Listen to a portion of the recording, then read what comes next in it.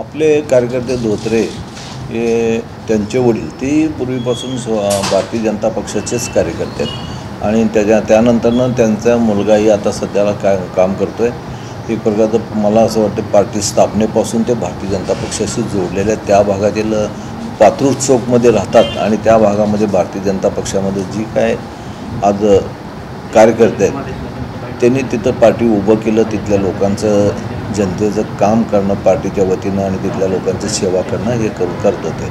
परवा दिवशी रात्री धोत्रे आले आणि त्यांनी रूमची चावी मागितली आमच्या पीएनी फोन केले की धोत्रेनं चावी देऊ दे म्हणून मी म्हटलं द्या त्यांना। ते धोत्रे म्हणत होते की त्यांचं समाजाचं बैठक आहे मुंबईला, त्यामुळं आम्ही समाजाचे लोक चाललेले आहेत, आम्हाला रूम चावी द्या म्हटल्यावर दिलं गेलं आणि तिथं ते गेल्यावर रात्री त्यांच्या वडिलांना काहीतरी अटॅक आला। आज सकाळी मला कळालं, रात्री मला काय फोन केले नाहीत त्यांच्यापैकी कोणीचं, पण सकाळी कळालं की त्यांना अटॅक आलं आणि त्या अटॅकनंतरनं ते वारले गेलं। त्यांना हॉस्पिटलला घेऊन गेलं आणि तिथं पोस्टमॉर्टम जे हॉस्पिटलला घेऊन जाऊन तिथं पोस्टमॉर्टम येते करून घ्यायला आलेत आणि सकाळी इकडं सोलापूरला घेऊन निघालेत असं मला निरोप मिळाला।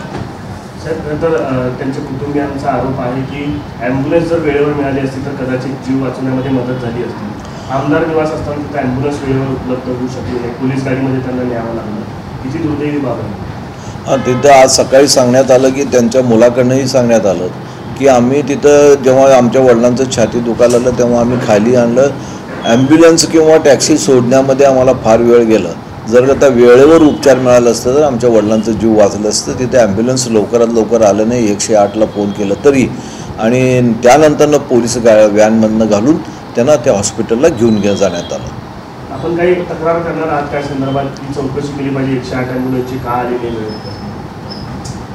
नाही याची चौकशी मी जरूर मुंबईला गेल्यावर पुढच्या आठवड्यात मुंबईला गेल्यावर अध्यक्ष साहेबांना, कारण विधानसभा परिसर असू द्या किंवा आमदार निवास असू द्या, हे सगळे विधानसभेचे अध्यक्ष किंवा सभापतीकडे ह्यांची जबाबदारी असते पूर्ण त्याची, आणि त्यांना मी जरूर पत्र देईन आणि त्याची चौकशी करायला हवी।